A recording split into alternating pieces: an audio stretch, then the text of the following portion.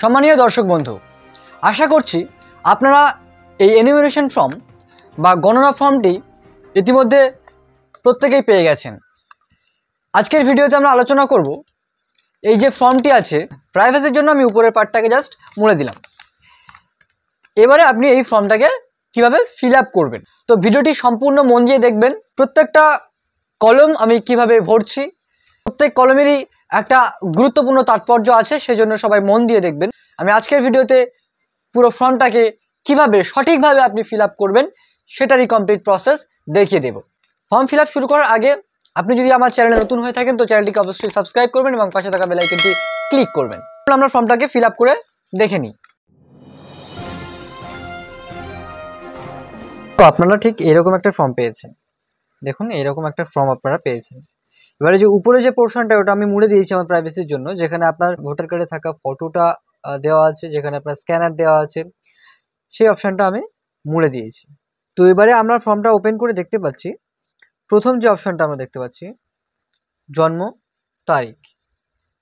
কি বলছে, এবারে যে জন্ম তারিখটা আমরা লিখব সেটা কি প্যাটার্নে আমরা লিখব সেটাও পাশে ইনস্ট্রাকশন দেওয়া আছে। কি দেওয়া আছে না, প্রথমে লিখতে বলেছে তারিখ, তারপরে মাস, তারপর বছর, অর্থাৎ আপনার জন্মের যে তারিখটা সেটা প্রথমে ফিল আপ করতে হবে। মনে করুন আপনার জন্ম তারিখ 1 এবং আপনি যে মাসে জন্মেছেন সেটা মনে করুন অগস্ট মাসে জন্মেছেন, তো 8 দিলেন। এবারে বছর, অর্থাৎ আপনি কোন সালে জন্মগ্রহণ করেছে সেই সালটা এখানে উল্লেখ করতে হবে। তো আমি সাপোজ দিলাম 1990, হয়ে গেল। এইভাবে আপনি আপনার জন্মের তারিখটা এখানে ফিল আপ করুন। এরপর বলছে আধার নাম্বার, আপনার যে আধার কার্ডটি আছে তার নাম্বার এখানে দিতে হবে। অবশ্যই এই মুহূর্তে দাঁড়িয়ে প্রত্যেকের কাছে আধার কার্ড রয়েছে, তো আপনারা আপনাদের নিজস্ব যে আধার নাম্বারটা সেটা আপনারা এখানে ফিল আপ করবেন। তো আধার নাম্বার ফিল আপ করার পর দেখুন তার নিচে আছে মোবাইল নাম্বার, অর্থাৎ এখানে আপনি আপনার মোবাইল নাম্বারটা লিখে দেবেন। যে মোবাইল নাম্বারটা আপনার ব্যাংক, আপনার আধার কার্ড, আপনার ভোটার কার্ড, প্যান কার্ড সব ডকুমেন্টসের সাথে লিঙ্ক করা আছে, সেই মোবাইল নম্বরটি এখানে বসিয়ে দেবেন। এরপর কি বলছে, এরপর হলো পিতা অথবা অভিভাবকের নাম। এখানে আপনি আপনার পিতার নামটা এখানে লিখে দেবেন। তো আমি এখানে সাপোজ একটা পিতার নাম এখানে লিখলাম, হলো। এইবারে বলছে পিতার বা অভিভাবকের এপিক নাম্বার। এপিক নাম্বার মানে আপনার বাবার যে ভোটার কার্ড রয়েছে সেই ভোটার কার্ডের নাম্বারটা এখানে লিখতে হবে। এইবারে বলছে আপনার মায়ের নাম, একদম সহজ এই ফর্মটা ফিল আপ করার। কি বলছে, মায়ের নাম, তো এখানে আপনার মায়ের নামটি লিখে দেবেন। কমপ্লিট। এরপর বলছে মায়ের এপিক নাম্বার যদি থাকে, যদি আপনার মায়ের এপিক নাম্বার থাকে অর্থাৎ ভোটার কার্ডের নাম্বারটা যদি থাকে তাহলে এই ভোটার কার্ড নাম্বারটা এখানে ফিল আপ করে দেবেন। এরপর বলছে স্বামী স্ত্রীর নাম যদি থাকে, আপনার স্ত্রী যদি থাকে তো এখানে আপনি আপনার স্ত্রীর নাম বসিয়ে দেবেন। আর মেয়েদের ক্ষেত্রে আপনাদের যদি স্বামী থাকে তাহলে এখানে আপনারা স্বামীর নাম বসিয়ে দেবেন। আমি জাস্ট এখানে স্ত্রীর নাম বসিয়ে দিলাম, হলো। এখানে আপনার স্ত্রীর নামটা বসিয়ে দিলেন। এরপরে বলছে আপনার স্বামী বা স্ত্রীর এপিক নাম্বার যদি থাকে, এখানে যদি আপনি আপনার স্ত্রীর নাম দেন তাহলে স্ত্রীর এপিক নাম্বারটা দেবেন। আর মেয়েদের ক্ষেত্রে যদি আপনার স্বামীর নাম দেন তাহলে স্বামীর ভোটার কার্ড নাম্বার যদি থাকে তাহলে লিখে দেবেন। এই পর্যন্ত আমাদের ফর্ম ফিল আপ কমপ্লিট। এরপরে মেন যে বিষয়টা সেটা হলো এই দুটো ঘর। এই দুটো ঘর হলো মেন বিষয়। এই ঘরে অনেকেই গুলিয়ে ফেলছেন, ভালো করে শুনে নিন এই জায়গাটায়। এখানে বলছে সর্বশেষ এসআইআর এর নির্বাচক তালিকায় থাকা নির্বাচকের বিবরণ, অর্থাৎ সর্বশেষ যে এসআইআরটা হয়েছিল সেটা হলো 2002 সালে। তো মধ্য কথা হলো 2002 সালের লিস্টে যদি আপনার নাম থাকে তাহলে আপনি এই ঘরটি ফিল আপ করবেন, না হলে এই ঘরটিকে আপনি অ্যাভয়েড করবেন, লিখবেন না। যদি নাম থাকে তাহলে আপনি এই ঘরটাকে লিখবেন, না হলে লিখবেন না, এই ঘরে চলে আসবেন। ওকে, এখন মনে করুন আপনার নাম 2002 সালের লিস্টে রয়েছে, তখন আপনি কি করবেন, এই নির্বাচকের নামের জায়গায় আপনার নামটি লিখবেন। সাপোজ এখানে আপনার নাম মনে করুন রমেশ, তো আপনি রমেশ দিয়ে দিলেন, হলো। এরপর কি বলছে, এরপর বলছে এপিক নাম্বার যদি থাকে, অর্থাৎ আপনার ভোটার কার্ডের যে নাম্বার সেই নাম্বারটি আপনি এখানে বসিয়ে দেবেন। এরপর বলছে আত্মীয়ের নাম, আত্মীয়ের নাম অর্থাৎ আপনার যে নামটা লিখলেন আপনার আত্মীয়, অর্থাৎ আপনি বাবা মা যে কারোর নাম এখানে আপনি লিখতে পারেন। তো এখানে জাস্ট আপনি আপনার বাবার নামটা মনে করুন লিখে দিলেন। এইবার পরের অপশানে আমরা পাচ্ছি সম্পর্ক। তো বাবার সাথে আপনার সম্পর্কটা কি সেটা এখানে লিখতে হবে। তাহলে এখানে নিশ্চয়ই পিতা হবে, সম্পর্কে আপনি পিতা লিখবেন। এরপর জেলা, আপনার জেলা যেটা আছে সেটা আপনি এখানে লিখবেন। তো আমার জেলা দক্ষিণ 24 পরগনা, তো আমি এখানে দক্ষিণ 24 পরগনা দিলাম। এইবারে আপনার রাজ্যের নাম, আপনার রাজ্যের নামটা এখানে আপনি লিখবেন, হয়ে গেল। এরপরে আপনার বিধানসভা ক্ষেত্রের নাম, 2002 সালে আপনার যে বিধানসভা ক্ষেত্র ছিল সেই বিধানসভা ক্ষেত্রের নামটা এখানে লিখতে হবে।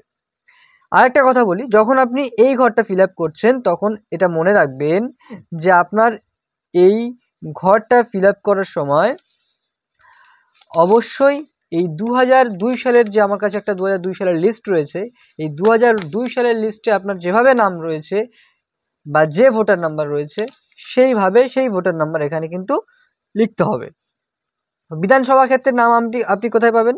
বিধানসভা ক্ষেত্রের নাম আপনার যে লিস্টে 2002 সালের যে লিস্ট রয়েছে সেই লিস্টের একদম উপরের দিকে দেখলে আপনি দেখতে পাবেন যে দেখুন পরিষ্কার করে লেখা আছে বাসন্তী তপশিলি জাতি বিধানসভা নির্বাচন ক্ষেত্র।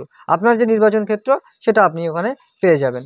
তো আমি তাহলে আমাদের যে বাসন্তী বিধানসভা ক্ষেত্র আছে, তাহলে আমরা এখানে নামের জায়গায় লিখব বাসন্তী। ক্লিয়ার?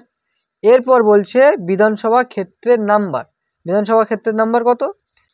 যেখানে আপনি দেখলেন যে বাসন্তী তপশিলি জাতি বিধানসভা নির্বাচন ক্ষেত্র, তার একদম সামনেই রয়েছে 101।